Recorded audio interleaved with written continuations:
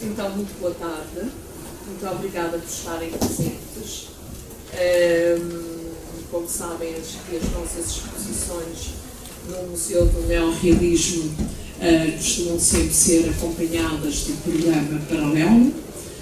E aqui estamos nós. A exposição fica até quando, Mariana? 25. Já está há algum tempo. Agora parecemos que, e é com todo o gosto que homenageamos o Brasil, foi uma coincidência a exposição do Emiliano e a exposição do Quartinari aqui. Parece que houve intencionalidade, mas não houve. Esta exposição, que eu se calhar vou pedir ao Emiliano para explicar um pouco, foi proposta por meus colegas, o Helena e o Fernando, que conheceram o trabalho do Emiliano, gostaram muito, e aliás toda a exposição e todo o projeto foi montado em conjunto pelos três. E eu acho que isso é também muito interessante sem dúvida nenhuma, com certeza já viram a exposição, as fotografias do Emiliano, tem as questões que ele trabalha, têm muito que ver com algumas das linhas de trabalho e de preocupação do Museu do Neorrealismo. Eu vou propor, não combinámos nada antes, mas nós temos connosco o fotógrafo e temos também o professor Paulo Raposo, que é também, portanto, eles são ambos da área da antropologia. O Paulo, que eu vou tratar assim, é vice-presidente do CRIA, que é um dos institutos de investigação de referência na área da antropologia, sediado no ISCTE. Mas eu se calhar iria preferir, se o Paulo não se importa, dar a primeira fala ao autor, ao Emiliano, para explicar um bocadinho, achas que pode ser? Explicares um bocadinho o teu projeto, fazes como entenderes, assim para ver se a gente consegue criar alguma dinâmica e os nossos ouvintes depois podem participar e sentirem-se envolvidos. O quê? Precisas o quê? De uns 10 minutos? Depois voltas à fala, mas era um início, depois dava a palavra ao Paulo, e eu, se quiser, digo alguma coisa também, 10 minutos, e depois vemos como é que está a onda, para ver se as pessoas podem participar e aproveitar também, não é? Não, sem ser só ouvir-nos. Então vá lá. Olá, boa tarde. Queria agradecer à professora Raquel, Paulo, a Milena e ao Fernando pelo convite. Hoje a gente vai dar continuidade ao debate e esse debate é em cima dessa exposição que está aqui ao lado, né, entre o mato e a roça.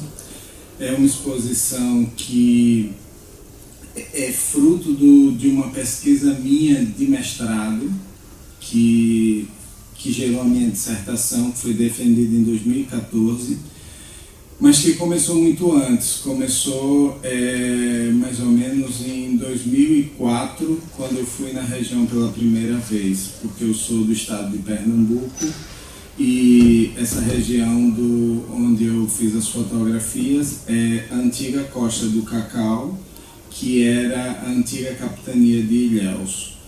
E em 2004 eu cheguei lá para fazer uma outra pesquisa sobre candomblés, religião afro-brasileira, mas eu já tinha no imaginário a vontade de conhecer uma roça de cacau. E porque eu venho também de um estado que era uma capitania e que foi o primeiro grande ciclo da monocultura no Brasil, que foi Pernambuco, que era a antiga capitania de Duarte Coelho, que teve uma produção de cana-de-açúcar muito grande, que chegou inclusive a passar a produção da Ilha da Madeira. E aí logo quando eu estava em Ilhéus, a primeira pessoa enfim, de lá que eu conheci, eu disse, por favor, me leva numa roça de cacau que eu quero ver e conhecer. Eu acho que muito porque ainda não tinha estudado antropologia, eu acho que ainda muito na forma do fotógrafo trabalhar e de investigar, que eu acho hoje em dia eu vejo muitas aproximações com o trabalho do antropólogo. E aí, pronto, assim, com 2 dias eu já estava dentro de uma roça de cacau no sul da Bahia, e aí eu fiquei impressionadíssimo com a decadência que estava lá. E no primeiro dia uma pessoa me levou, no segundo dia eu já fui só novamente e encontrei uma pessoa que aparentemente para mim era um trabalhador, e eu paro o carro, ofereço uma carona para levar, ele entra, e aí eu estou indo com ele e digo, mas você é trabalhador da roça? Aí ele me corrige, ele diz, não, eu sou meeiro. Quando ele disse assim, eu sou meeiro... Mas tens que explicar o que é meeiro. Eu vou explicar. Quando ele me disse, eu sou meeiro, aí eu disse, poxa, mas o que é isso, meeiro?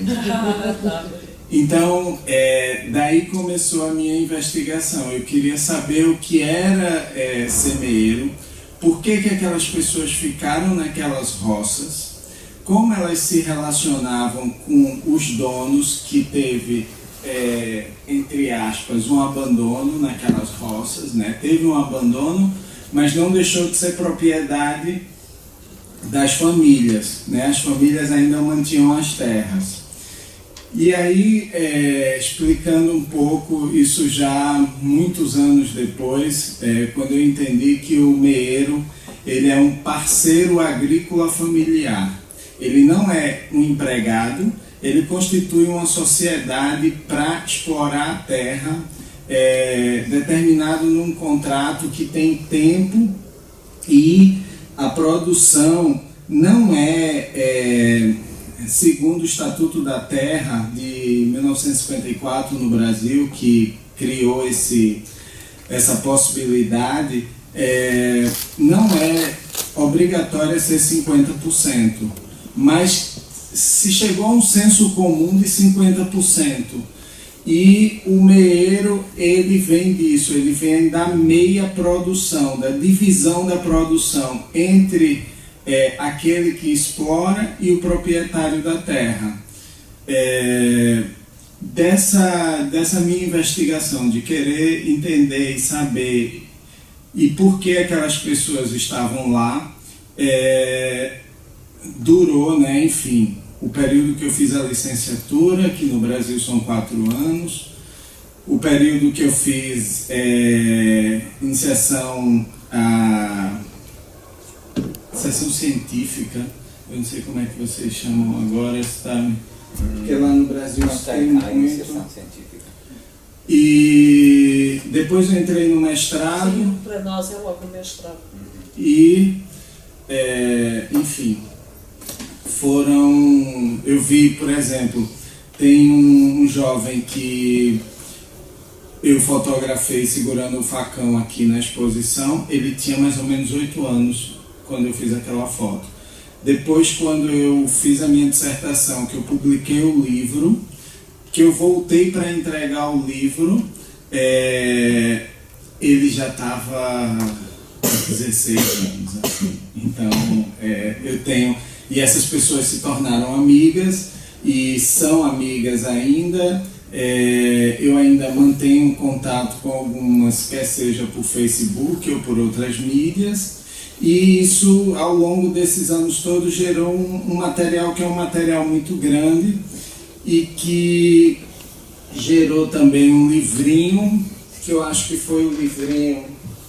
Desculpa, tá aqui. Deixa eu mostrar a vocês, porque esse não tá... Esse aqui, depois eu passo para quem quiser ver. Gerou esse livrinho, e um dia eu solicitei uma conversa com a equipe do museu. Aí foi quando eu conheci a Helena e o Fernando, e vim para cá e entreguei o livro, que foi um dos, digamos assim, produtos que gerou essa pesquisa. E aí, bem, aí a gente começou toda uma conversa sobre a possibilidade desse trabalho vir para o museu e como partiu, foi uma percepção, né? Não foi uma percepção minha, de um, digamos assim, de um estreitamento entre o meu trabalho ou talvez uma possibilidade de se pensar esse trabalho numa perspectiva neorrealista da Milena e do Fernando, que da minha formação de antropologia, dessa ideia da construção das relações nos processos, até mesmo da autoria compartilhada. Eita, desculpa.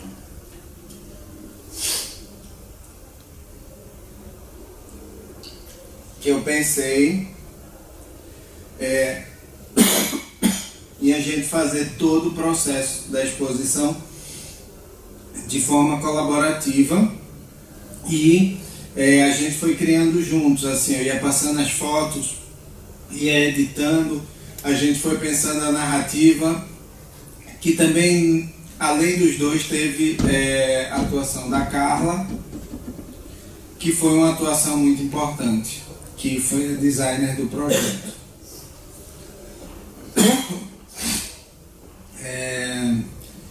Então é isso, digamos assim, um pouco do trajeto até a minha chegada e onde esse material foi feito no sul da Bahia, as pessoas que eu fui encontrar e que eu fui pesquisar, são essas pessoas que permaneceram nas roças num cenário de crise, de uma crise muito profunda, num cenário de abandono. E nesse cenário, desse material, eu formulei a minha pergunta para a tese agora, que eu estou no doutoramento, que o significado, né, que era uma coisa recorrente nas entrevistas com essas pessoas, o significado para essas pessoas de autonomia e liberdade, porque elas mesmo nesses cenários, elas tinham de uma forma recorrente essa ideia de que nessas roças, na situação que elas estavam hoje, mesmo com precariedade, elas tinham mais liberdade. Então, eu passei também a repensar essa ideia que a gente tem das relações de trabalho, de que a gente tem que cada vez trabalhar mais para acumular, para ter mais, né? O que era necessário para essas pessoas viverem, as formas que elas viviam, os significados que elas foram construindo com a terra, que era bem diferente dos significados, por exemplo, na bibliografia clássica de antropologia rural. Eu acho que foi muito importante vir para cá e ter contato com os autores africanos, por exemplo, para começar a entender, talvez, por um outro prisma, os significados da terra. A ideia de coletividade deles também, a ideia a própria, aí olhando mais para o trabalho mais clássico da antropologia, a formação familiar deles era diferente, a forma como eles estruturavam as famílias eram diferentes. Então, todas essas perguntas surgiram, e quando eu vim para cá, eu vim pensando em fazer um trabalho comparado entre São Tomé e sul da Bahia. Acabei focando o trabalho para São Tomé porque também encontrei que lá existe esse discurso da liberdade e da autonomia em teses que já foram produzidas agora recente. Vou entrar por esse campo e também numa perspectiva de uma antropologia mais ecológica, de tensionar um pouco essa ideia dessa separação de natureza e cultura, porque não fazia sentido, refletindo até sobre o meu trabalho, sobre as experiências que eu tive com essas pessoas, essa dicotomia. E também eu percebo, pelo que eu já li, que não faz sentido olhar e observar isso em São Tomé. Tanto é que essa ideia do entre o mato e a roça já começa a apontar um pouco para essas possibilidades, não da separação, mas dessas superfícies que estão em constante trocas, né? Assim, dessa integração do que o que importa não é mais só a roça ou aquela estrutura social, mas é o todo, é o contexto. Então esse trabalho ele tem esse percurso. Atualmente ele está sendo exibido como um recorte do trabalho que foi feito na Bahia, mas ele vai se lançar, ele vai continuar assim, e eu vou continuar também indo lá no sul da Bahia e acompanhando essas pessoas, pelo menos por enquanto que eu tiver forças para isso. Ora, e agora o teu olhar? Sim. Não sei se viste a exposição, claro. Sim, claro. Eu prefiro não fazer perguntas para já e ouvir a tua entrada em cena. Ok. Antes de mais, boa tarde a todos e todas os presentes. Agradeço a vossa presença aqui. Agradeço também ao Museu do Neorrealismo, ao Emiliano e à Raquel por emparcerar aqui comigo na mesa. Eu não conheço o Emiliano porque trabalho com ele no ISCTE, portanto nem sequer se trata de um desconhecimento enfim, do contexto de trabalho e de investigação do Emiliano, conheço bem. Não vou fazer nenhuma relação direta com o trabalho dele.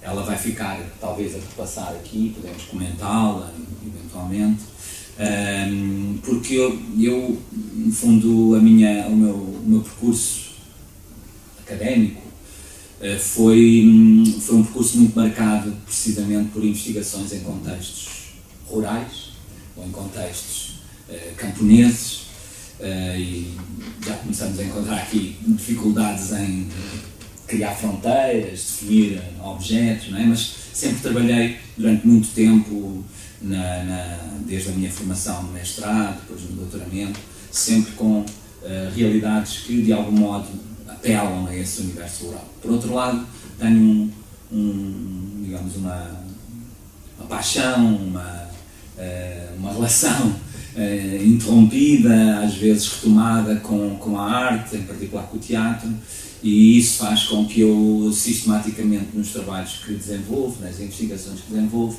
faça cruzamentos com práticas artísticas ou territórios artísticos e, portanto, recebi com muita naturalidade o trabalho do Emiliano. Foi para nós, ele hoje colabora connosco no Laboratório de Culturas Visuais Digitais lá no ISCTE também, para além de ser aluno de doutoramento.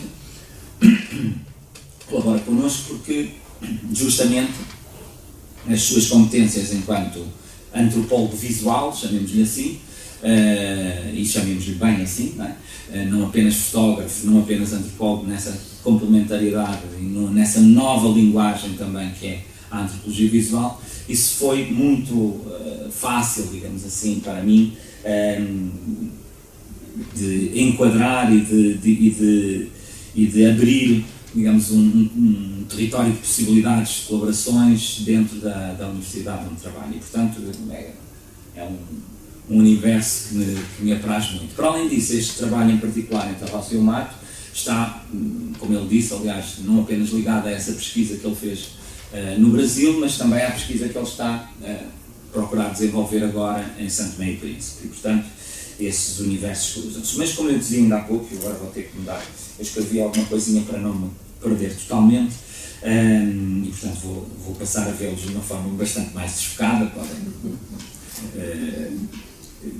fazer as expressões que bem vos apetecer, porque eu não vou notar, mas o meu objetivo aqui hoje era um pouco passar por uma espécie de itinerário sobre o modo como a antropologia, ou como a etnografia, o folclorismo, enfim, várias versões da mesma prática ou de práticas semelhantes, como é que a antropologia foi olhando para a questão do rural e para a sua transformação. E eu chamei assim pomposamente a esta fala do sagrado selvagem, que é um conceito lá, enfim, dos primórdios da antropologia francesa, do Roger Bastide, à mercadorização patrimonial do rural, autenticidades e hibridizações, digamos aqui um jogo entre estas coisas. E vou começar por citar um autor no Museu de Neorrealismo, que foi um autor que recusou praticamente a vida toda pertencer a esse movimento.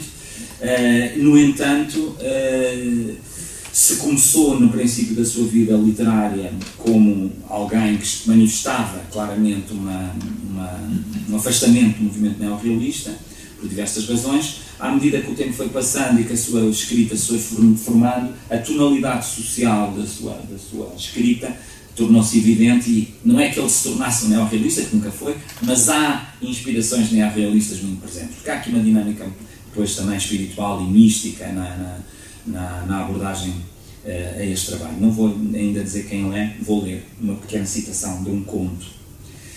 Não há em toda a montanha terra tão desgraçada e tão negra como Saudel. Aquilo nem são casas, nem lá mora gente, são tocas com bichos dentro.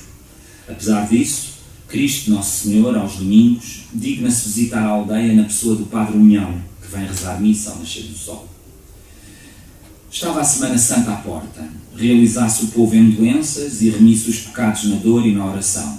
Saudel, lanzudo como os carneiros, nem sequer percebeu o que eram doenças. E foi preciso o pároco explicar. Eram a paixão e a morte de Nosso Senhor Jesus Cristo, representadas ao natural. Vinham o Sr. Padre Gaspar, o Sr. Padre Abel, o Sr. Padre Artur, o Sr. Padre Guerreiro de Cristo. Nosso Senhor fazia o coelho, que nem de encomenda para o papel. O coelho? E Saudel olhou, assombrado, o homem da Joana Perra. Tem semelhanças. Com Nosso Senhor Jesus Cristo. E a mulher, que nunca dera 10 reis pelo marido, lengrinhas que nem filhos lhe fizera, mediam com sorte de cima a baixo. Tanto quanto possível, esclareceu o prior. De Herodes, talvez o Daniel. De Judas, eu não, defendesse o Albino. Tu mesmo. De Centurião, o Roque. De soldados, os 4 filhos do Zeferino. Da Verónica, a Isabel. Saudel deu com a cabeça nas fragas a matutar no caso. Repentinamente, viam-se todos transfigurados, já nenhum seguro da sua própria realidade. Segue-se que na Quinta-feira Santa à noite, a povoação mudara inteiramente de fisionomia. O seu nome agora era Jerusalém e a multidão assistia de coração alanceado ao martírio de Salvador. Isto é um texto do Miguel Torga, A Ressurreição, e Torga, como disse, um autor produtor de textos de óbvias tonalidades sociais, que se revelam, em meu entender, quase etnográficas, eram textos que eram quase descrições etnográficas, mas que nunca assumiu uma aproximação ao movimento neorrealista. Neste excerto da Ressurreição, Torga ajuda-nos, penso eu, a refletir sobre a relação entre o mundo rural e as suas formas expressivas populares, e também sobre os contornos da definição da cultura popular. Eu gostaria de destacar aqui uma ideia em particular, a partir deste texto. Neste conto, a identificação surge logo, não é? A identificação dos agentes responsáveis pela explicitação dos conteúdos simbólicos e performativos desta manifestação teatral, as endoenças. E eles são, como vimos, as autoridades eclesiásticas, que imprimem significado e sentido ao texto e à sua representação performativa. E este é um dos soundbits, normais referências comuns, no que se refere à representação da ruralidade. Ou seja, ela tem sido sempre representada a partir de fora e de cima. Tem sido sempre, não, ela foi sempre representada a partir de fora e de cima, a partir de outros olhares e de outros lugares de fala. O tema deste colóquio encerra, pelo menos, como disse ainda há pouco, 2 grandes questionamentos. Por um lado, interrogar as dinâmicas de um processo histórico de transformações no e do mundo rural, e por outro lado, questionar as dimensões artísticas e estéticas das suas representações. Como antropólogo que sou, ao longo do meu percurso de investigador, tive a oportunidade de ocupar distintos lugares de observação do mundo rural. Enfim, aldeias mais isoladas, aldeias que estavam em relação muito intensa com as cidades próximas, aldeias em decadência, aldeias que eram, na verdade, cidades de periferia, enfim, por aí fora. Portanto, tive essa possibilidade de olhar muito a diversidade do mundo rural português. E por me dedicar também com alguma atenção à análise das suas práticas artísticas. Teatro, popular, enfim, os rituais, uma série de terrenos, territórios, objetos que eu investiguei. E sinto que este itinerário talvez me possa ajudar aqui um pouco a refletir convosco estas questões que acima mencionei. Mas ocorrem desde logo um conjunto de outras questões. Como o rural se confundiu com o popular? Como as tradições do mundo rural e as culturas populares foram essenciais para a construção das singularidades dos Estados-nação, pelo menos na Europa? Que fantasias e que perseguições se projetaram sobre o mundo rural na construção da modernidade? Como o rural se foi transformando ou forçado a transformar-se? Ou como se explicam as continuidades e as descontinuidades entre o rural e o urbano, entre o campo e a cidade, como preferia falar o Raymond Williams, por exemplo? Ou ainda, qual o lugar da contemporaneidade da cultura popular na sua conexão com a ruralidade? E, finalmente, como é que a antropologia e a arte também foram tecendo representações sobre esse mundo, ora distante e exoticizado, ora próximo, mas pensado em desaparecimento. Sobre este enquadramento, importa interrogar também o que poderíamos chamar de políticas de memória, ou seja, o modo como os grupos sociais, e em particular alguns mediadores nucleares desses grupos, ou exteriores a eles, como os padres, que acabámos de referir no texto, no certo do Torga, como é que esses grupos sociais definem a sua pertença a uma dada representação da sua cultura e selecionam conjunturalmente a memória coletiva que partilham e que os define. Em suma, quem tem direito à representação e de que lugar fala ou em que lugar se posiciona, para falar do rural, para falar da cultura popular. Hoje, cultura é um conceito muito complexo e perigoso até, de alguma forma, pelo menos do ponto de vista da investigação. A cultura é hoje entendida como um processo de fabricação inato, qualquer coisa que se faz fazendo, que se constrói fazendo, e que envolve um conjunto de saberes dinamizados e transmitidos e nos quais se incorpora cada membro do grupo, de acordo com a sua passagem cronológica pelo processo de vida. Mas é necessariamente também um lugar de confronto, de tensão, de disputa, de consensos e de negociação entre grupos e agentes. Mais ainda, a cultura é um lugar conceptual que já não pertence apenas aos eruditos, nomeadamente aos antropólogos, historiadores, enfim. O monopólio académico e erudito da sua definição, ou na sua modalidade plural contemporânea, hoje não falamos de cultura, falamos de culturas, aparentemente diluiu-se e deu lugar a um cenário onde vários atores atuam. Académicos, eruditos, média, políticos, mediadores locais, associações ou indivíduos, agentes turísticos, populações e comunidades locais. Um antropólogo que me é muito caro, o Néstor Garcia Cantelino, um antropólogo argentino, no final dos anos 90, dizia, ou dava algumas pistas para o entendimento do que ele definia ser o lugar da tradição na contemporaneidade, nomeadamente no contexto sul-americano. A sua visão surge de uma contestação crítica aos modelos clássicos dos chamados folcloristas, acerca do papel da cultura popular e das tradições rurais, e naqueles casos também indígenas, não apenas camponeses, mas camponeses e indígenas. Eis alguns aspectos da reformulação do popular que o autor sugere numa leitura feita a partir do que, aquilo que ele diz, ela não é mais, do que ela não é mais. Então, O desenvolvimento moderno não suprimiu as culturas populares tradicionais, embora elas se possam ter transformado. Isto é uma ideia que estava, digamos, mais ou menos, tinha sido mais ou menos assumida pelo modernismo, por essas influências nas ciências sociais, nomeadamente na antropologia, de que a destruição da cultura popular era inevitável.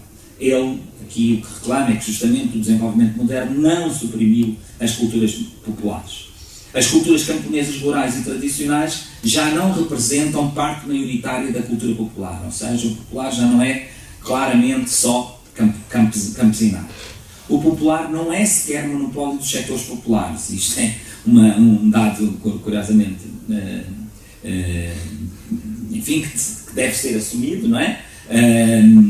E que coloca outros setores que não os populares como detentores desse próprio legado.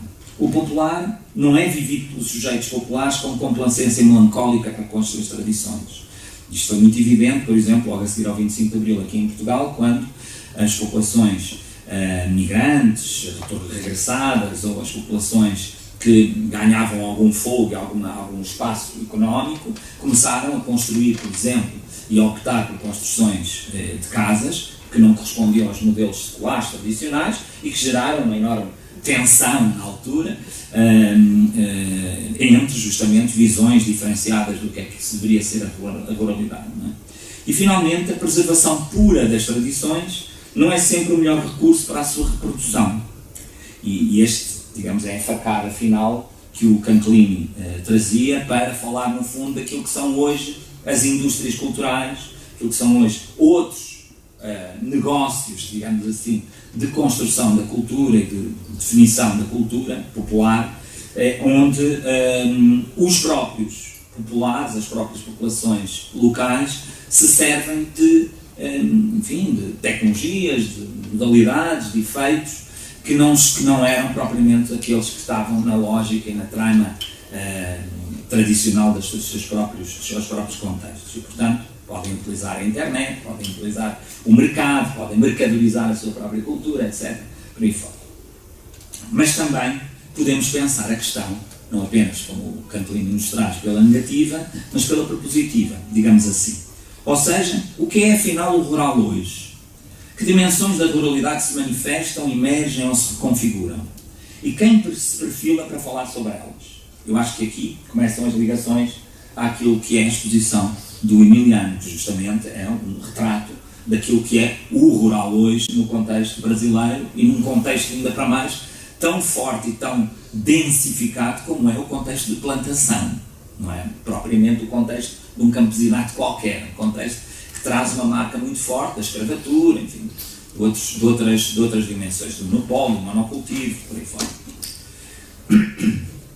Daí o título desta fala sugerir um itinerário analítico marcado pela história e por processos sociais dinâmicos que vão de uma concepção popular, do popular e do rural, enquanto sagrado selvagem. Sagrado selvagem é um conceito do Roger Bastide, que ele definiu da seguinte forma: aquilo que está fora de toda a lei, um sagrado não domesticado pela religião instituída.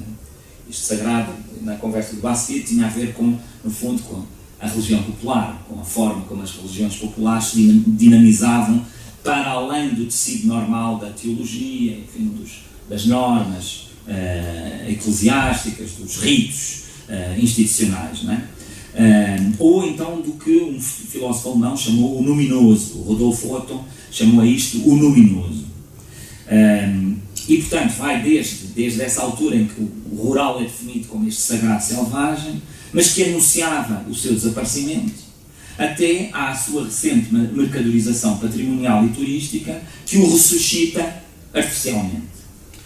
E nesse percurso, para citar um historiador do património, Pierre Nora, a ruralidade parece revelar a implosão do que ele chama os milieux de mémoire, os ambientes, os meios da memória, aquilo onde as práticas, no fundo é o ambiente onde as práticas culturais se desenvolvem, o que é que as pessoas fazem, como é que fazem, é o desaparecimento, a implosão destes meios, para dar espaço àquilo que ele chama os lieux de mémoire, ou seja, os lugares ou os sítios da memória, que que são geralmente lugares para serem visitados, para serem contemplados. O rural é agora mais da ordem do espetacular e do cenográfico, uma espécie de paisagem, do que um contexto de práticas económicas e sociais concretas. Ou, e há sempre essa alternativa, ou pelo menos, e eu prefiro-a, o rural transfigurou-se em formas outras de hibridização capitalista. Como esses, por exemplo, para dar um exemplo, aliás, caro à questão das roças, como as explorações agrícolas biológicas ou orgânicas, como eles dizem no Brasil, como as produções agroalimentares para nichos de mercado, como a ressignificação do comum em comunidades ecossustentáveis, ou, ao contrário, ao invés, em agroindústrias tóxicas e poluentes, ou então cristalizou-se em formatos de turistificação e de consumo de lazer. Mas também podemos imaginá-lo neste retrato que Emiliano Dantas nos oferece, e aqui feito de uma agência subterrânea, silenciosa, quase invisível, em que a natureza e o mundo rural, o mato e a roça, se confundem, se fundem, após a crise das plantações, recriando novos imaginários e, sobretudo, novas formas de viver. Precisamos então de identificar, acho eu, quem são afinal os produtores destas representações da ruralidade. Talvez eles se dividam, grosso modo, naquelas representações que sublinham os seus traços de conformidade, conservadorismo e tradicionalismo, por um lado, e que as parecem votar ao desaparecimento ou à desfuncionalização da vida rural, ou aquelas que evidenciam os elementos de resistência e da sua pulsão carnavalizante ou de sagrado selvagem, e que as mantêm à tona d'água no mundo outro, muito hegemónico, o mundo do capitalismo urbanizado. Ou, se quisermos pensá-la, antes nos termos em que Raymond Williams muito argutamente as expôs, uma versão pastoral, bucólica, romanticizada, e uma versão contra-pastoral. A questão mais complexa em termos etnográficos, e eu acrescentaria também em termos artísticos, talvez a Raquel possa trazer essa reflexão para aqui, é saber se prestamos homenagem ao mundo rural ou se o tornamos protagonista da sua própria história. E não é despeciente esta divisão. E apesar de tudo já estamos num patamar bastante razoável, prestar homenagem, ou seja, saudar que a cultura popular, a cultura rural tem um interesse qualquer, mas não sei se é por aí que o caminho é feito, e acho que de certa forma o que o Emiliano nos traz aqui é um certo protagonismo e não uma homenagem. É também uma homenagem, mas é até para além disso um certo protagonismo dado àquelas pessoas que ali estão. Isto só pode ser feito muitas vezes em função daquilo que é a nossa prática como antropólogos ou como artistas persistentes, isto é, a perenidade no local, manter-nos. É por isso que nós temos muita dificuldade na antropologia de ser financiados para fazer pesquisas, porque somos demasiado lentos. Somos muito lentos, fazemos a chamada slow science, a ciência devagarinho, a ciência lenta. E hoje em dia, a maior parte do negócio da ciência se faz com fast science, não é? Com coisas rapidinhas, para ter resultados rápidos. Não é? E cada vez mais somos confrontados com a ideia de que, porventura, pelo menos a articulação destas duas modalidades seria, se calhar, uma solução mais razoável. Não é? Se homenageamos o mundo camponês e os camponeses cuja condição de vida e de trabalho tantas vezes rondava a submissão e a humilhação, ou se os tornamos protagonistas, como pretendeu, por exemplo, um enorme fotógrafo italiano que eu aproveitei para apresentar ao Emiliano, aproveito aqui para apresentar ao italiano, com um forte enquadramento neorrealista, é talvez um dos fotógrafos neorrealistas mais importantes da história recente italiana, um senhor chamado Giuseppe Morandi, que fez ao longo de toda a sua vida, nasceu naquele local, uma representação do que ele chama os paesani della Bassa Padana, os camponeses da Baixa Padana, região da Itália. Morandi é um camponês que nunca o foi, mas que se tornou fotógrafo dos seus.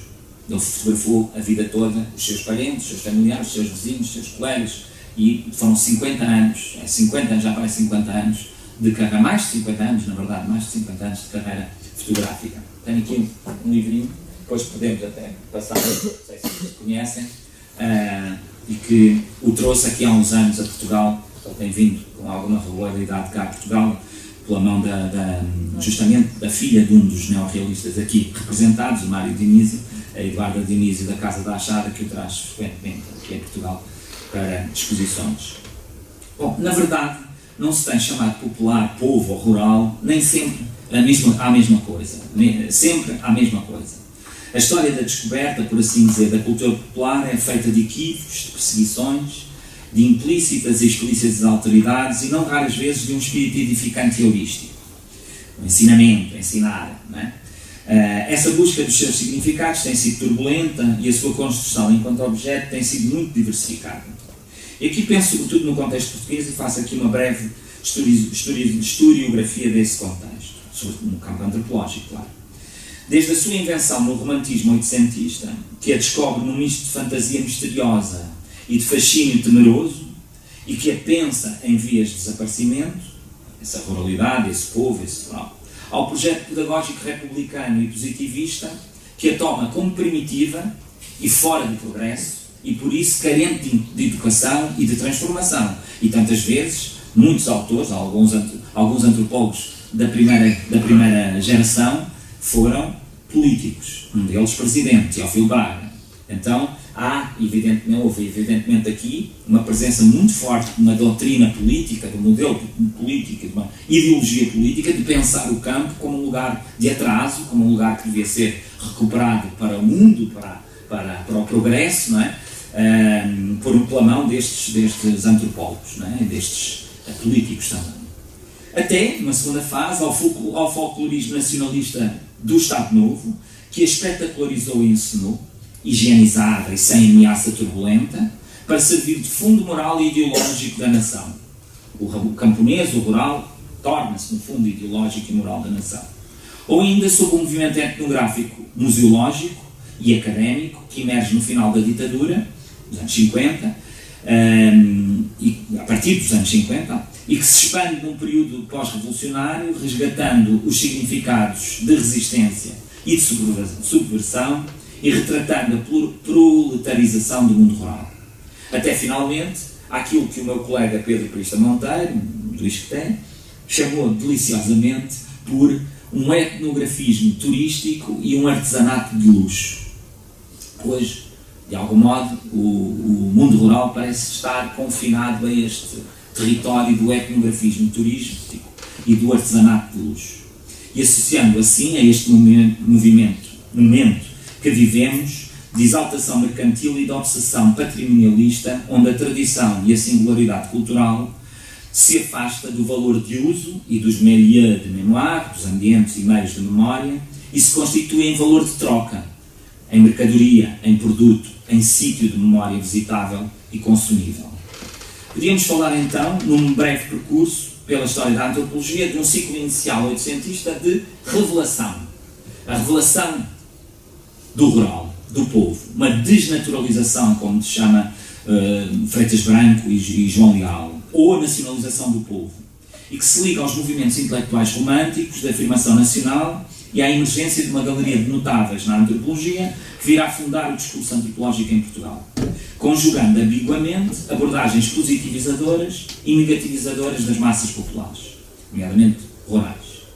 As lentes românticas e nacionalistas dos intelectuais do início do século XIX, como refere Peter Burke, lançam-se sobre a pureza, a inocência perdida, o símbolo da virtude e da infância, supostamente conservadas desde os tempos imemoriais dos chamados selvagens do interior, como também eram designados.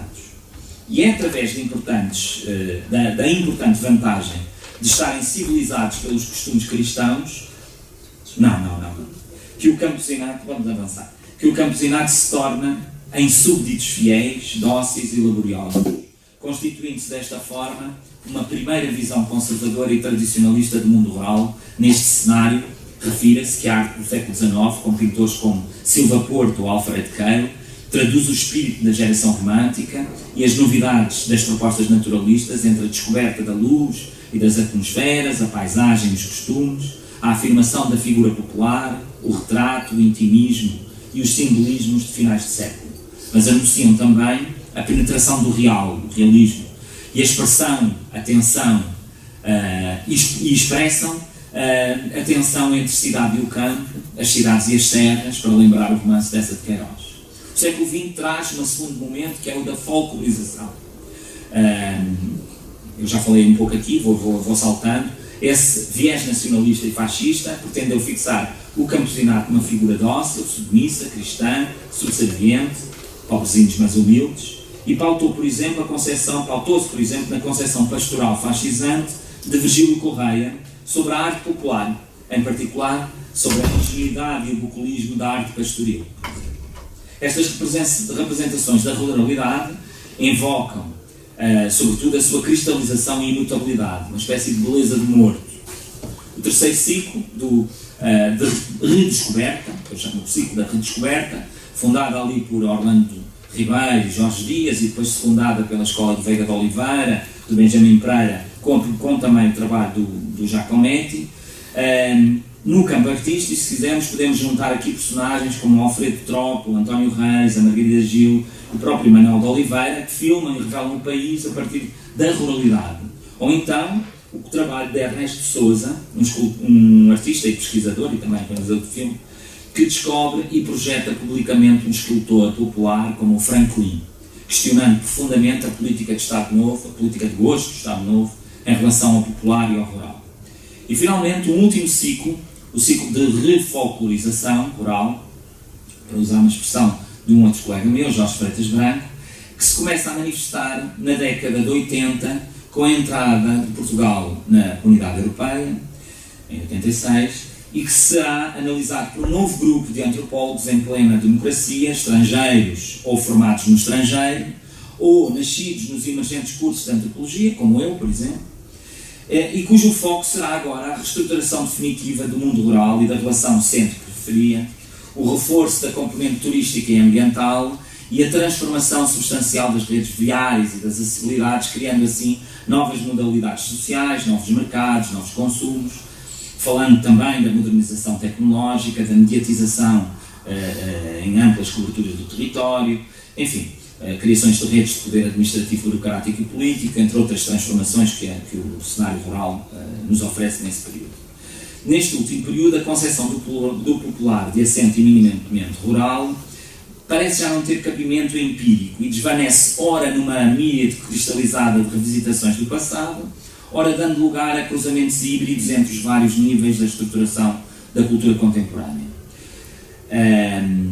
Multiplicam-se os trabalhos sobre este fenómeno de visitação da ruralidade, por exemplo, no caso do turismo europeu, do estudo sobre o turismo europeu, alguns autores veem a motivação para o turismo como uma certa demanda pela autenticidade, sob a forma de uma espécie de peregrinação contemporânea, como referem os autores. Há uma citação que estava de voltar ao Emiliano. E voltamos aqui.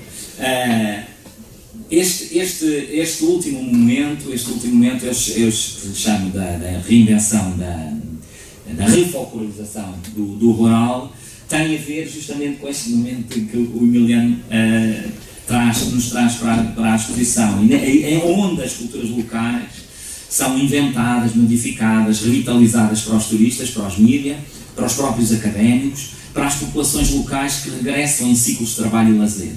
O Cantelini já o tinha referido para as artes populares sul-americanas, inscritas agora em verdadeiras indústrias culturais. Aqui encontramos propostas artísticas muito diversas, que exploram aspectos de fusão, de contaminação, de destruição e evocação do mundo rural, como os trabalhos sobre os Altos Populares do Minho, por exemplo, em Portugal, ou as propostas de Vera Mater sobre a Serra Algarvia, ou ainda as cinematografias de Pedro Sena Nunes sobre as aldeias no norte de Portugal, de Sérgio Treffaut sobre as formas de património cultural e material, agora há bem pouco tempo, ou de Catarina Alves Costas, uma colega com uma vasta filmografia etnográfica, toda ela dedicada no início a temas rurais. Mas também propostas de design ou de moda, inspirados por motivos ruralistas, por exemplo, o caso dos lenços bordados dos namorados no norte, ou o caso mais complexo e problemático da Joana Vasconcelos nas artes plásticas, ou de uma mais desconhecida artista, a Silvia Lésico, na joalharia. E, obviamente, a exposição que aqui nos traz, a de Emiliano Dantas.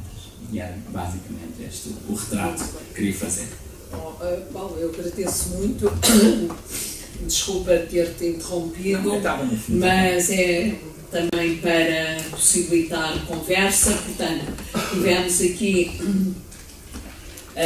a apresentação sucinta, porque ele é mais homem da lente do que da escrita, do projeto Emiliano, e agora tivemos uma apresentação densa, que eu espero que tenham acompanhado, muito interessante, com essa questão, que é uma questão vital da cultura contemporânea, saindo da área da especialidade, que não é a minha, que é o olhar antropológico, que hoje, como agora disse o Paulo, contamina o próprio trabalho dos artistas. E para tentarmos ver que linha seguir a isto, uma vez que estão a assistir com tanto gosto, eu perguntava aos presentes se queriam fazer alguma observação, para eu depois ver como é que retomo a conversa. No fim de contas, o que eu gostava que, primeiro, esta questão que aqui perpassa na intervenção dos dois, com enfoques diferentes, se olharmos esta exposição como uma exposição de arte, ele é um fotógrafo e esta é uma produção de objetos que se chamam fotografias, que são expostas no museu e, portanto, imediatamente adquirem, nem que mais não seja institucionalmente, o valor do objeto do museu. O I/O são resultado do inquérito antropológico realizado com as ferramentas próprias da antropologia, que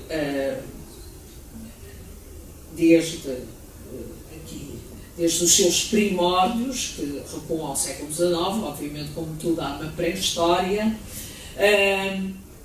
os antropólogos foram dos primeiros, a par dos geógrafos, e até com contaminações nas ciências sociais, a irem para o campo.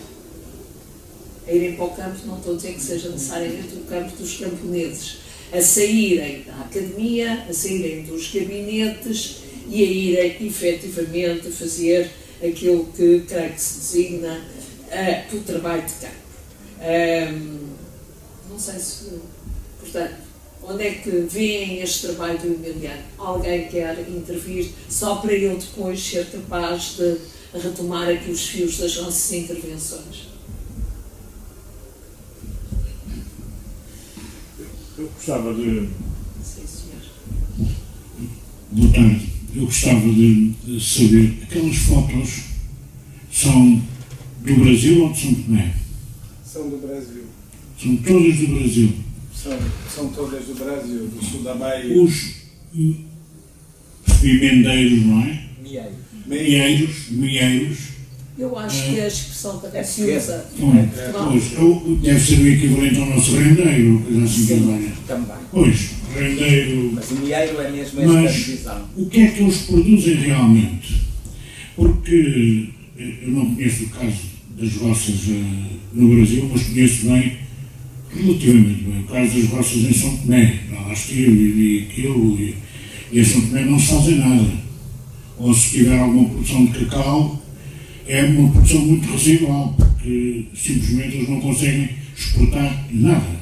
Ok, já percebemos. Portanto, é do lado do inquérito etnográfico ou sociológico que a pergunta se situa, não do lado que eu também abri da artisticidade. Se quiseres responder. Essas pessoas, os meieiros, né, eles plantam cacau, basicamente cacau.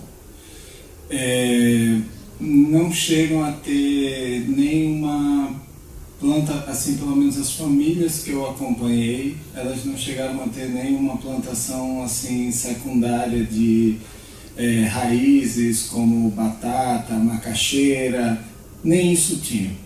Basicamente, eles cuidavam dos pés de cacau. e se criou toda uma lógica pós-crise. Antes eles trabalhavam e em jornadas, assim, tiveram várias, em mais de 100 anos, que foi o grande ciclo do cacau no sul da Bahia, que é o último ciclo, que começa em meados do século XIX com mão de obra escrava. Ele passou por várias transformações ao longo do tempo, desde empreitada, até mesmo ao assalariado, a carteira de trabalho assinada, porque o trabalhador rural, né, ele, no Brasil pelo menos, ele não teve, ao mesmo tempo que o trabalhador da cidade, ele não tinha os mesmos direitos, ele tinha direitos inferiores. Isso só chegou a ter uma equivalência no final dos anos 70. No início dos anos 80 foi que unificou a carteira de trabalho. Mas em suma, hoje as roças produzem ou não produzem? Elas produzem, mas eles produzem o suficiente para sobreviver. Se me permites intervir, porque o Emiliano, eu de certo modo tinha posto a mesma questão quando estávamos a montar a exposição, e por acaso eu acho que as fotografias, que são um discurso visual, e foi uma seleção que ele fez em função do espaço, com a Helena e o Fernando, aqui da equipe do museu, mas ainda assim, portanto, com esses, não é um trabalho exaustivo, não é um trabalho de tese, é uma exposição e, portanto, também gostava que isso esteja sempre presente, mas percebe-se muito bem isso. Percebe-se que aqueles meeiros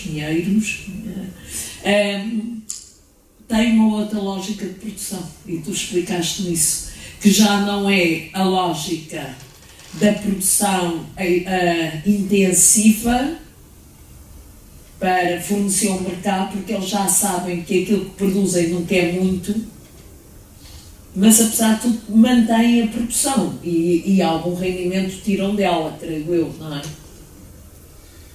Existe um aspecto também simbólico que vai além dessa lógica. Assim, eu acho que a forma como a gente vê o trabalho é completamente diferente para que eles percebem. Por quê? Por exemplo, o cacau, ele representa, durante todo esse tempo desse grande ciclo, dinheiro. Eram os frutos de ouro, e a riqueza que se dava era muito grande. Por exemplo, um trabalhador não podia chupar um cacau dentro de uma roça. Ele, se fosse pego pelo cabo de turma, ou o tipo de capataz, ou o tipo de supervisor que tinha naquela roça, ele levava uma punição. E o que é que acontece depois que tem a crise? Depois que tem a crise, essas pessoas têm a possibilidade de poderem chupar cacau, ter essa relação com aquele fruto que representava a riqueza. Então, ele se sente dono também.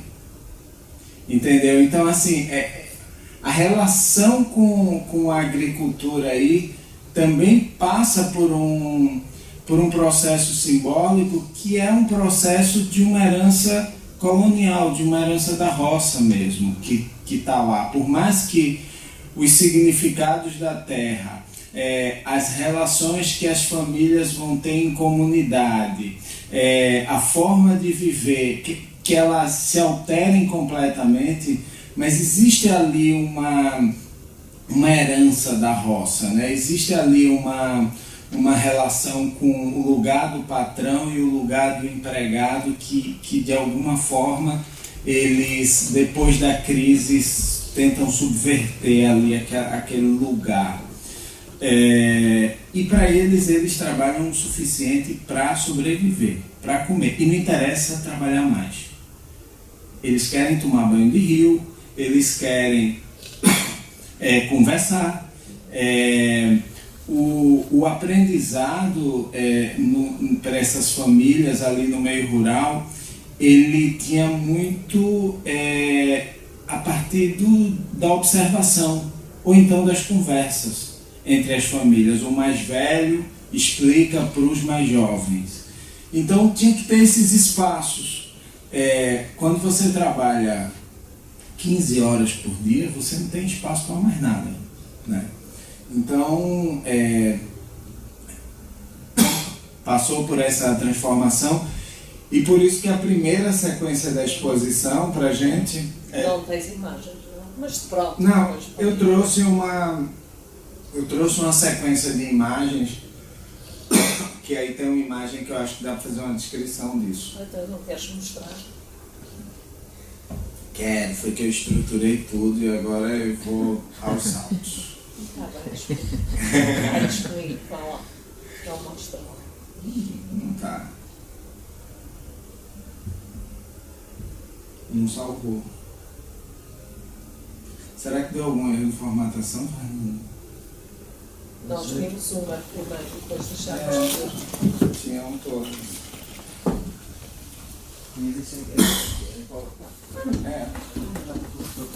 Dá. A gente pode passar para uma outra pergunta. Sim. Vamos fazendo dois Pronto, a questão era esta. Eu havia aqui outra questão que ia pôr ao Engadiano, mas agora era interessante ver as imagens. Ele explicou-me isso, que esse valor absoluto numa sociedade anterior se diluiu, mas na verdade as fotografias mostram um ambiente de decadência, não é? De fim de ciclo. Ou seja, a dúvida está se essa troca simbólica de lugares, e agora talvez fosse interessante ouvir-te enquanto ele está aqui, se essa troca simbólica de lugares que ele agora evocou tão bem, de poder chupar o cacau e ao mesmo tempo a cultivar quanto baste, deixando os tais espaços, que são espaços de tempo, se isso não é uma situação parentética, uma espécie de utopia cujo futuro é incerto. Não é? Não sei. Acho que na exposição perpassa muito isso. A natureza a tomar conta da arquitetura,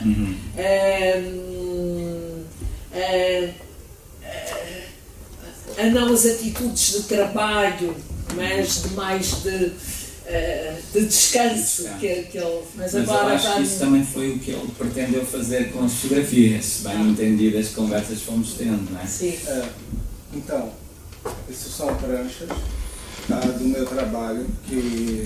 Não puderam estar todas aqui, de forma nenhuma, estão esta. É um arquivo muito grande, mas eu montei elas em sequência. São fotografias emendadas aí, como eu botei na minha dissertação. E quando eu cheguei no sul da Bahia, nessas fazendas, que eu olhei essas pessoas que não tinham mais patrão, que elas podiam produzir mais e ganharem mais, enfim, e talvez ter uma moto, talvez ter uma casa melhor, é a lógica que a gente tem, né? Eu vou trabalhar mais para ter mais. Não, essas pessoas trabalhavam, elas criaram um rito que começavam a trabalhar às 6 da manhã e ao meio-dia acabavam. Meio-dia, 1h da tarde.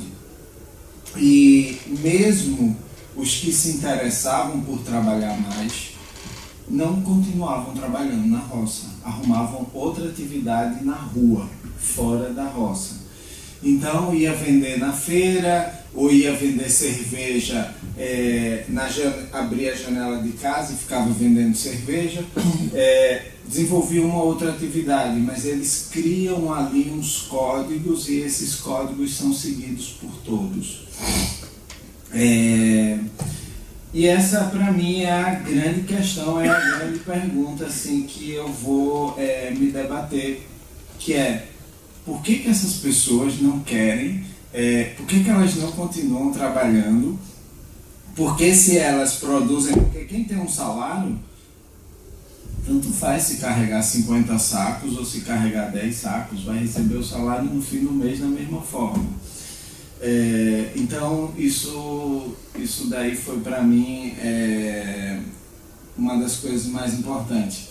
E quando eu comecei a, talvez nesse exercício da antropologia, né, e aí o mestrado, eu acho que é quando a gente está no primeiro grande exercício de o campo é que determina a pesquisa, né? Assim, a gente vai munido das nossas ideias, mas é o campo que vai te dizer o que é que realmente ali acontece, né? É aquela atividade prática, é a pesquisa qualitativa, né? A qualidade da informação que você tem ali. E aí eu comecei a produzir dados visuais, que são esses tipos de dados, que são as pessoas conversando, as pessoas vendo televisão, eles adoravam ver a novela da tarde. Olha, e não tens fotografias deles a trabalharem nas roças? Tem, mas aí é uma coisa interessante, porque na hora que eu vou fotografar eles na roça, é a parte final do livro. E é o quê? Eu levei aquilo ali como o ritual da quebra do cacau. Por que um ritual? Porque naquele momento todas as famílias se juntam para a quebra. E não existe Explica lá o que é quebra do cacau. Quebra do cacau é quebrar, partir, tirar a semente e levar a semente para secar, recolher dos pés, juntar, que é o processo que é mais representado. Deixa eu voltar aqui, pronto. Aqui tem um processo de... É uma representação, é um painel que tem numa cidade em Itabuna, que era na capitania de Ilhéus, e ali embaixo tem pessoas quebrando cacau com uma faca. E aí tem a representação da fazenda, da roça, né, e do trabalhador. O trabalhador, ele geralmente é representado assim. Em Ilhéus, nos vários painéis, nos azulejos, nos quadros, nos livros, as pessoas, os trabalhadores, homens e mulheres, elas sempre estão representadas assim, trabalhando. E talvez porque eles também não tivessem tempo para mais nada, né? Só para trabalhar. Era uma vida, a vida rural é uma vida muito dura. Então, assim, o que eu percebi nesse exercício de produzir esses dados visuais e estudar essas pessoas, é que a antropologia estava me fornecendo ali uma ruptura com todas aquelas representações que eu tinha anteriores, que agora a vida rural ali, que a forma como as pessoas estavam criando as suas sociabilidades, ocupando o seu tempo, eram formas diferentes. Mas eles se juntavam naquele processo que está representado ali da quebra do cacau, se juntavam todos, inclusive os que não moravam dentro das fazendas, mas os que moravam fora também, os parentes. E nesse processo da quebra, em que todo mundo se ajudava, no final tinha um ritual de beber o mel do cacau. O mel do cacau é como se fosse o principal sumo do cacau. Então eles escolhem os melhores frutos, juntam tudo numa caixa, espremem aquilo ali, aquilo solta como uma seiva, assim, que é super doce, super energético. E eles param todos de trabalhar e ali tem um momento mesmo assim de confraternização e de como se fosse de aproveitar o que tem de melhor no fruto. Então ali é um momento de realmente de celebração, não é mais um momento também, é um momento de construção de sociabilidade, é um momento de talvez construção de uma família que não é uma família constituída por laço de sangue, são outras dimensões que estão ali em jogo e que... Eu corto com a cultura de plantação que trazia, não é, o mundo rural do Brasil Isso. do cacau. E que aí eu fotografo nessa hora porque essa hora ela obedece uma narrativa que tem um contexto. Porque eu também podia chegar e ir direto para a roça e ficar fotografando só ali eles trabalhando, e podia ter uma visão, que é uma visão diferente, né? Toda vez quando a gente vai escrever ou fotografar ou qualquer outro projeto, a gente pode selecionar, pode escolher, a gente pode se filiar a alguma ideia ou alguma tendência que a gente tenha para contar aquela história, né? Não só por imagem, como também a história por escrita, né? O texto. Mas uma coisa que é muito importante, e aí eu vou dar uma resgatada agora, é que o mundo rural, o Brasil, se é um país de origem rural, é um país que talvez eu pensei muito nessa representação, porque eu acho que aqui talvez sejam as primeiras representações desse mundo rural. E aí é tão interessante, né, a gente pensar como é que se naturaliza as imagens de violência, como é que se naturaliza a violência contra o negro, né, que sempre teve, pelo menos nas monoculturas, no plantation no Brasil, sendo a figura, né, o trabalhador, a figura que trabalhou.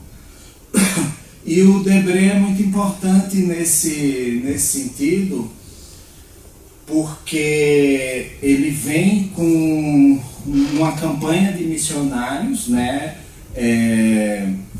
franceses. Ele é talvez o cara que mais se empenha para fundar a Academia de Belas Artes no Rio de Janeiro, aquela mesma que o Portinari vai passar. Ele chega em 1816, mas ele chega no Brasil depois do Napoleão perder aquela batalha contra a Inglaterra e o exército da Prússia. E o Napoleão era quem financiava esses pintores neoclássicos. E aí eles vêm para cá, mas eles ainda estão muito saudosos, de certa forma, daquele império, daquela monarquia. Então eles vêm pintar e vêm também, de certa forma, enaltecer a monarquia. Tem um quadro do Debré que eu acho que é muito forte para mim também, que é Jantar à Brasileira.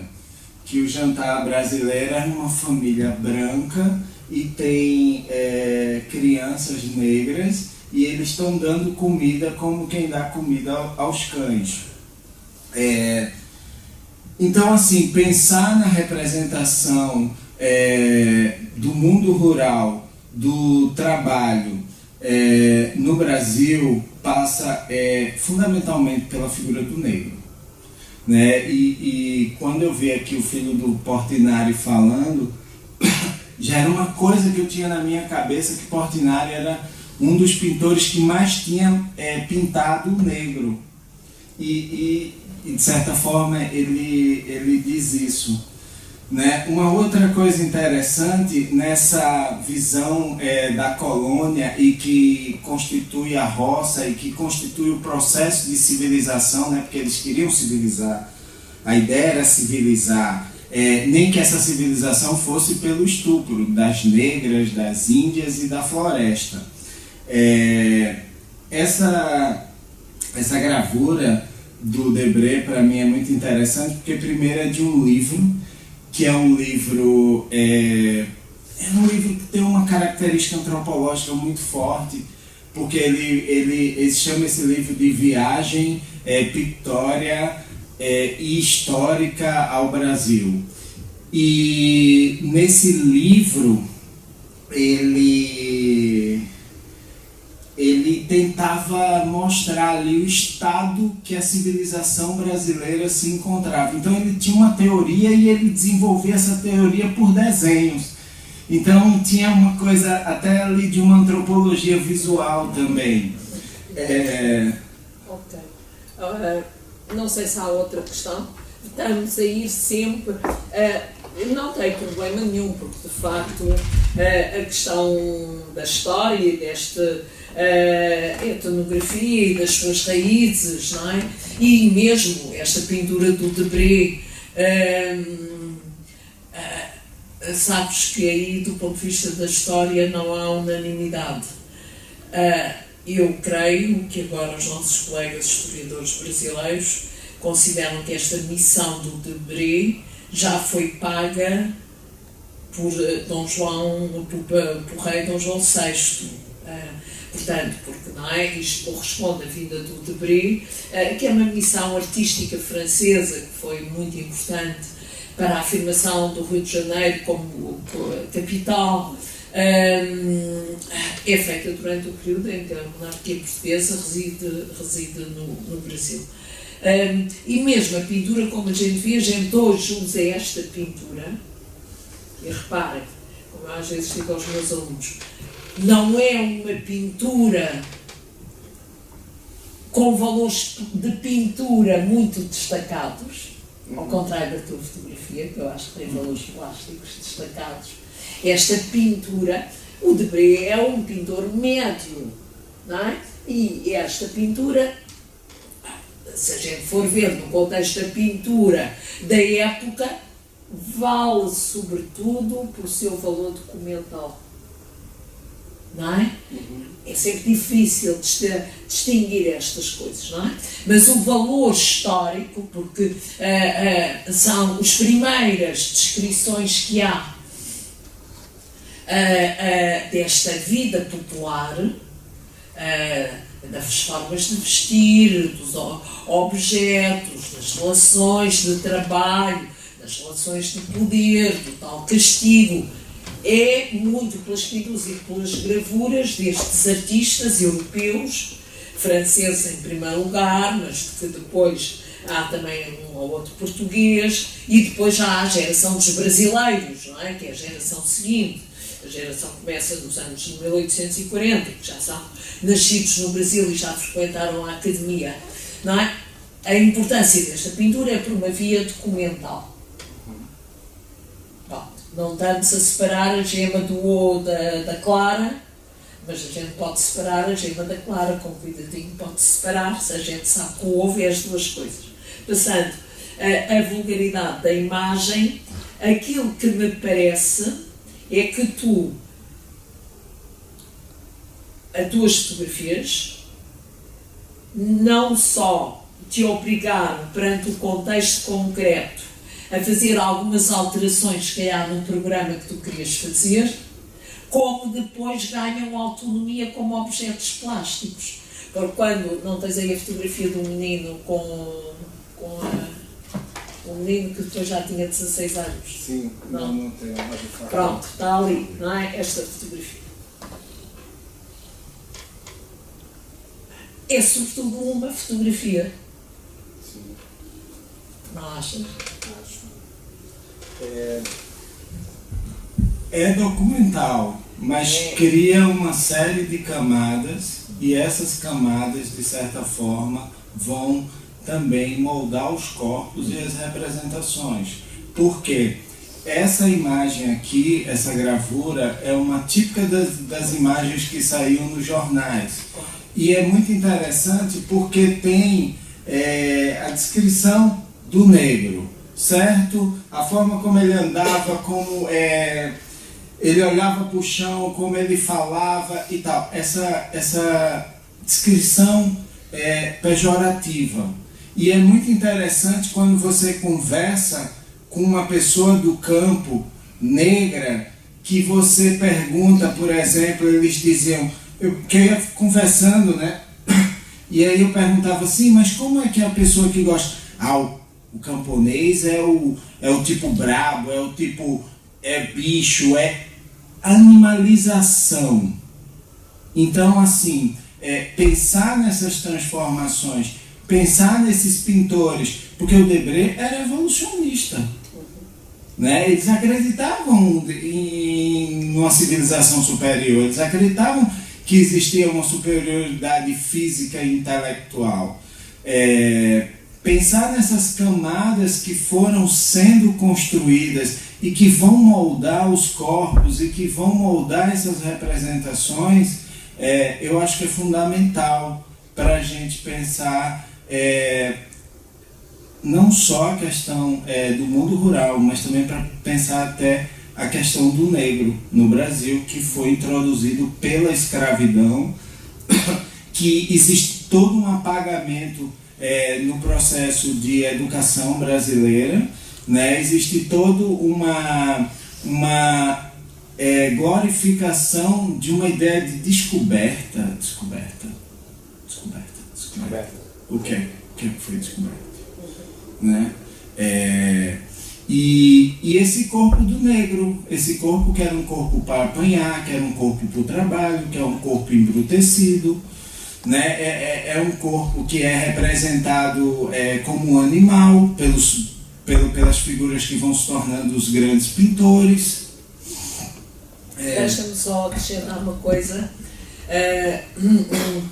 Quando o Museu do Rio de Janeiro, de onde vem o nosso emprestado café do Portinari, que é a peça central da exposição, o Portinari é um modernista, portanto já diferente, anos 30 em diante, o café de 35. Mas o Museu de Belas Artes do Rio de Janeiro, que é um museu que eu gosto muito, tem umas coleções portentosas. Nas salas anteriores, nestas salas do século XIX, há no século XIX, a representação do negro está muito mais na gravura e nos jornais do que está na pintura. Pode aparecer na pintura, mas está pouco na pintura. Parece assim muito mais. E sabem o que é que está? Os brasileiros, estes artistas que se estão a tornar brasileiros, que são, de certo modo, gerações que criam o Brasil a partir da década ainda de 1810, finais e daí para diante, pertencem para a sua mundo e vivência, partiram da Europa deixando uma conjuntura, que é a conjuntura que nós designamos por romantismo. E então há um outro no Brasil, que rapidamente ganha um caráter mítico e que não é representado como o negro, é o índio. Há uma estetização da representação do índio, que é uma população minoritária, é uma população que, depois da grande destruição demográfica, que ainda é do ciclo anterior, se escapa. Não é bom para trabalhar. Para trabalhar os escravos negros que vêm da costa da África. O índio não é bom para trabalhar. E como o índio não é bom para trabalhar, e apesar de tudo, alguma ideologia ligada ao bom selvagem, a uma vida ou outra, a uma resistência a modelos, não é? Uma espécie de entendimento outro do trabalho, do corpo e da sociabilização, como tu dizias, entra com muita facilidade na pintura. Por exemplo, nós não vemos, eu não sou especialista, eu estou a dizer o que vejo percorrendo as salas do museu, não se vê nesta fase, vê-se depois no século XX, na época da folclorização, nomeadamente feita nas exposições coloniais, a fotografia de mulheres negras nuas. Há de se ver mais tarde. Nas Índias vês, e lindas. E a darem-se a ver como objetos eróticos. As Índias nunca negras.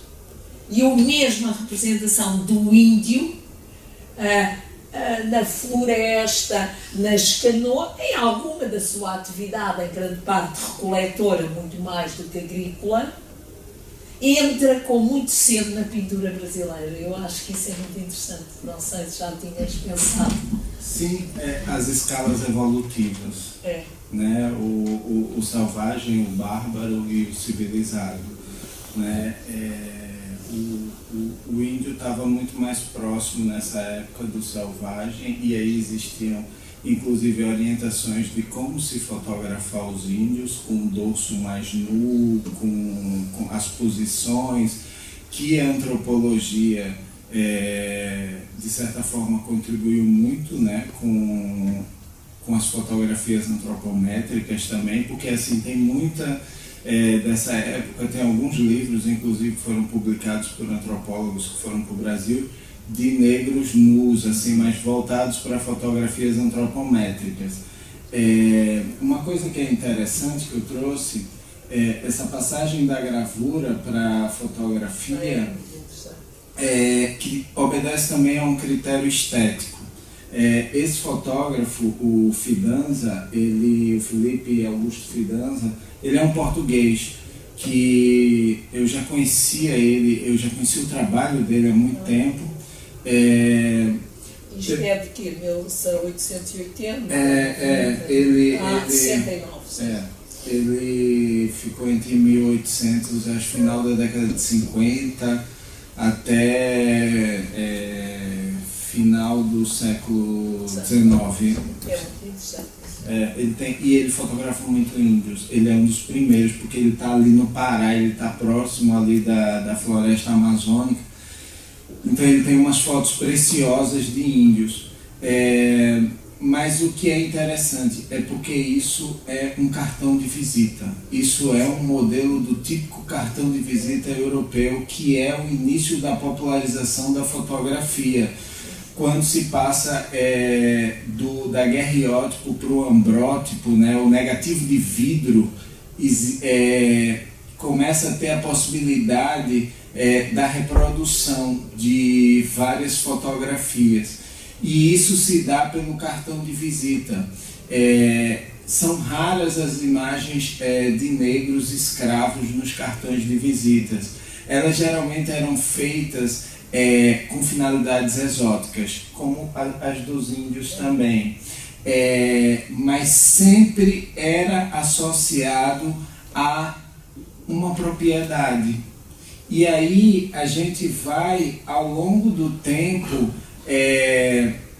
e ao longo das produções das fotografias, percebendo que o trabalhador está sendo representado ali como, entre aspas, uma propriedade do dono a mais, além daquela lavoura, além daquelas riquezas todas, ao mesmo tempo que um objeto também. Essas são imagens que eu encontro lá em Ilhéus, que são as poucas que foi um trabalho muito difícil. Assim, eu queria encontrar trabalhadores retratados, né? E a gente não tem, porque o cartão de visita também vai dar origem aos álbuns de família. Oi? Estás pior que eu. Eu vou ficando rouco. E pronto, o que eu encontrei foi pouco nesse sentido. Ok. Olha, eu vou perguntar ao Manuel, pergunto primeiro às pessoas se têm mais alguma questão. Eu gostava de perguntar uma coisa. Eu acompanhei a abertura da exposição. Eu acompanhei a abertura da exposição, tive esse prazer e privilégio que acho que esta época sentiu. E houve aqui coisas que já foram faladas, nomeadamente relativamente à utilização do espaço como um espaço de contemplação e de prazer, ou seja, haver só aquele período de trabalho, o restante tempo poder ser aproveitado para a contemplação, para a família, para os amigos, para poder fazer essas coisas, ir conversar, ver televisão. O que eu pergunto é, relativamente à atividade atual, visto que há um paralelo com as nossas culturas também, por exemplo, falou do mel, do cacau, mas nós aqui, por exemplo, quando a vindima ou outro tipo de colheitas, nós também celebramos esse tipo de colheitas como festa, ou a alimentação do porco, há outras coisas que nós em Portugal também temos essa partida e que vêm as pessoas de fora, que não são parte do espaço, mas também são parte do espaço, porque são parte da família e participam nessas colheitas. E o que eu pergunto é, como é que isso funciona? Há uma sazonalidade? O cacau marca uma época que é uma época anual, em que é plantado e é recolhido?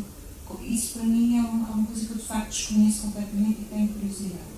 E também queria saber, por exemplo, relativamente à aprendizagem, ou seja, as pessoas que neste momento já não estão nas roças, que estão longe, vão ter outras rotinas, têm escolas, participam em zonas que são, sendo rurais, são mais próximas dos ritmos das cidades ou das rotinas das cidades. E eu pergunto às crianças que também fazem parte, dos jovens que fazem parte das roças, como é que são as rotinas deles? São as rotinas dos pais? Têm rotinas próprias? Deslocam-se à escola? Como é que isso funciona? Porque ao fim e ao cabo, falou de uma criança que foi, que tinha 8 anos na altura e que ele próprio quebrava o cacau. Voltou lá mais tarde, para entregar o livro, ele já teria 16, ele continuava a quebrar o cacau. E essa criança, o que é que ela faz? Faz parte dessa continuidade? Ou essa continuidade já se mistura com outra realidade, que é um acompanhamento de um tempo que já não é tão rural, já é mais o nosso tempo, o tempo de quem vive nas cidades, que é de forma assim. Então, o cacau ele tem uma colheita uma vez por ano. Agora, no final do ano, final de novembro, já começa a ter as colheitas. E depois ele dá uma entre-safra, que eles chamam de o cacau da Páscoa, que é uma safra menorzinha, assim, que é uma colheita que dá alguma coisa, mas é uma quantidade menor. E é basicamente isso. Tanto é que eles têm uma dificuldade muito grande, porque é um ano todo, né? Com a entre-safra pequena. Em relação à criança, bem, eu estudei um pouco a situação do trabalhador rural no Brasil, e a educação rural, ela sempre foi a pior possível.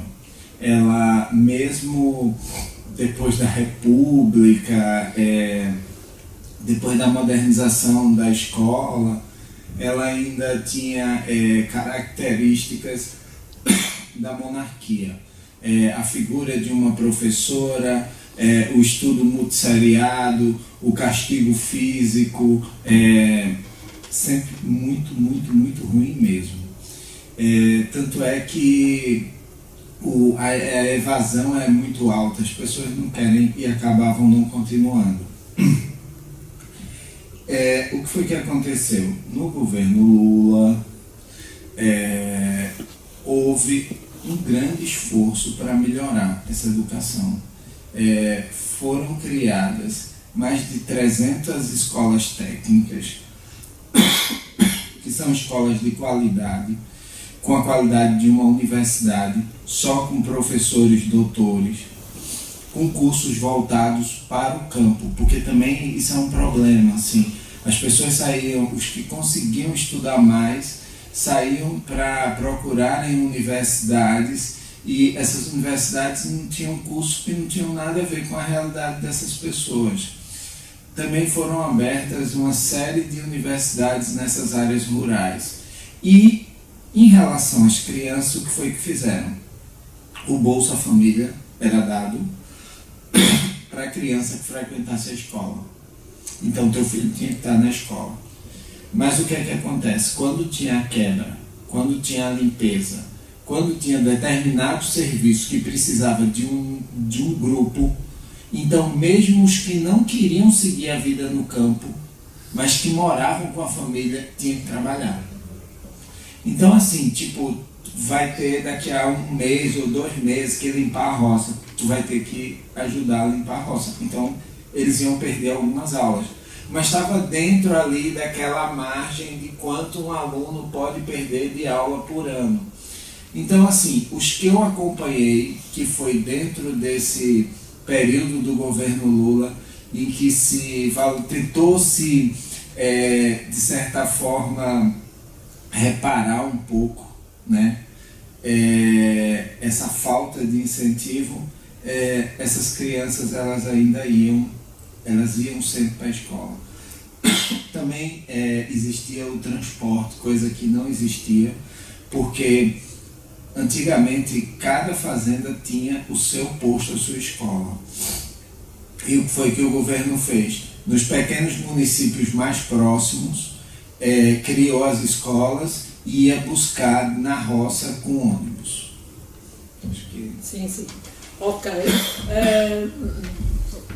Sim, é a última intervenção. Vamos ter que fechar. A minha questão tinha a ver só com um pequeno esclarecimento, e se calhar não sei se poderá ser um motivo ou não para a questão dessa falta de vontade de produzir dos meios. Tem a ver com a posse da terra. Ou seja, eles não possuem a terra, não são eles que determinam o que é que se cultiva ou o que não se cultiva, se poderá cultivar outras coisas ou não, ou seja, continua a ser a monocultura a existir nessas plantações. E eu era só relacionar estas duas questões, se não será essa posse da terra por quem não a produz responsável também por esse comportamento e não ter razão. Então, eles podem... Deixa-me só pensar uma coisa dentro do mesmo espírito. A história da propriedade no Brasil, que se mantém ainda comparativamente, eu não tive São Tomé como eu, mas nós aqui sabemos disso, evidentemente, que há a nacionalização no caso de São Tomé, depois da independência. Portanto, há um corte abrupto com o proprietário. Eu estava a dizer, relacionado com isso, que uma das minhas perguntas era relacionada com essa questão, que é, de qualquer forma, aparentemente, vai haver um filme ao Garra que tinha sobre as roças em São Tomé, vamos já possivelmente ter a ver. Aparentemente quer dizer o comportamento do trabalhador em São Tomé assemelha-se, creio eu, à sua descrição e ao que nós vemos nas fotografias. E até o aspecto também, digamos, não é nem sequer uma paragem no tempo, mas é um recuo no tempo, porque a floresta e a natureza invade, não é? Faz recuar tudo aquilo que existia, não é? A própria máquina destruída, abandonada e tudo isso. E de facto esse valor, que eu penso da propriedade, de facto é o que ele disse, não é? Da propriedade e dessa limitação que tem em relação à produção e às monoculturas, não é? E há toda a crise do cacau, que depois gera também essa paragem, não é evidente, não é? Há todo um fenómeno mundial disso. Isso que, de facto, parece haver ali um igualitarismo nas duas coisas. Eu sei que está a estudar também para outra vez falarmos disso. E, de facto, deve ser um trabalho interessante a esse nível, porque parece haver ali uma grande comparação. Essa noção de propriedade, definitivamente, assim, pelo menos no caso da Bahia, ela não faz sentido. Essa visão que a gente tem de propriedade. Eu já estive estudando um pouco como é que eram os africanos que foram para o Brasil e como é que eles usavam as terras e como é que era o sistema de plantação e como é que eles dividiam os espaços. Isso é uma coisa que eu ainda estou refletindo sobre isso. Porque definitivamente a noção de camponês, clássica, não cabe ali. Em relação a eles podem plantar o que eles quiserem e eles caçam também. Tanto é que tem uma foto de uma caça ali, de um que pegou a carne. E como o cacau não é uma monocultura, mas não derrubou a floresta, porque a planta não aguenta sol intenso, ela tem que ter sombra. Então, quando teve o abandono, como tinha ainda 1/3 da vegetação nativa, as grandes árvores, a floresta se recompôs ali muito rápido. Então eles têm muita fruta também. Então tem muito muito dali eles conseguem tirar sem precisar estar cultivando ou quer caçando. Mas assim, é um fato, eles não têm interesse por outra agricultura. Eles ainda têm essa relação do cuidado com a planta, com o cacau, que diferente do que a gente tem essa relação com o chocolate, para eles tem muitos outros produtos que são feitos, por exemplo, a cocada de cacau, entendeu? O suco, chupar a fruta, porque a gente só pensa em cacau, só pensa em chocolate, mas ela faz licor, eles fazem muito licor também, então eles fazem bebida, eles fermentam. Então assim, é muito amplo, é muito mais amplo, por exemplo, do que cana-de-açúcar ou café, sabe? É um fruto que tem muito mais possibilidades, inclusive até para fazer muqueca com o mel do cacau, enfim, e a lenda de que o mel do cacau é afrodisíaco e que dá uma força e que... Então, assim, tem muita história ali envolvida nessa relação com a planta. Eu acho que é mesmo um modelo de cultura e de sociedade diferente. Vamos ver se pode sobreviver. Eu agradeço muito a todos, agradeço muito especialmente ao Paulo Raposo, obviamente ao Emiliano, desejando as maiores felicidades para a continuação do trabalho e a presença de todos. Bom resto de fim de semana.